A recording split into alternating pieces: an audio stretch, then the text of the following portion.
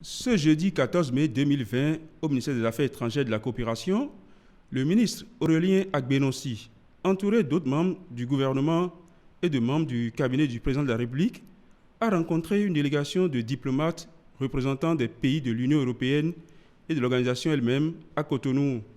La dite rencontre préparatoire au dialogue politique entre le Bénin et l'Union européenne, au sens de l'article 8 de l'accord de Cotonou, s'inscrit dans le cadre de la dynamisation des relations de coopération entre les deux parties. Organisée à l'initiative du gouvernement béninois, elle leur offre l'occasion de construire une nouvelle dynamique de contacts plus réguliers, favorable à un renforcement de leurs relations ainsi qu'à la consolidation de ses acquis.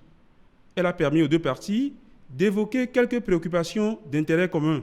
Ainsi, la partie béninoise a fait à ses interlocuteurs le point de certaines réformes d'envergure engagées par le gouvernement dans les domaines de la gouvernance et de l'amélioration du cadre macroéconomique, les performances prometteuses de l'économie béninoise, ainsi que les réformes politiques intervenues à la suite du dialogue politique d'octobre 2019 ont été également exposées, de même que la stratégie nationale en matière d'enseignement technique et de la formation professionnelle, puis la stratégie du Bénin pour faire face à la pandémie du coronavirus. L'Union européenne demeure un des partenaires majeurs du Bénin.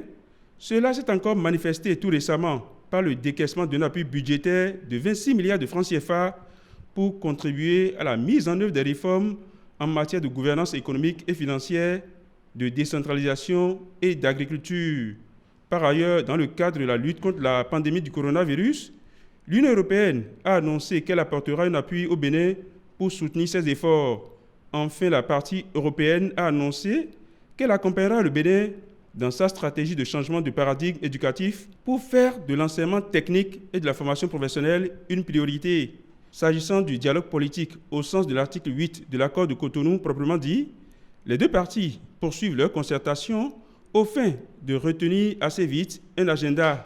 La partie béninoise a exprimé sa satisfaction et surtout sa gratitude à l'Union européenne pour cette sollicitude remarquable.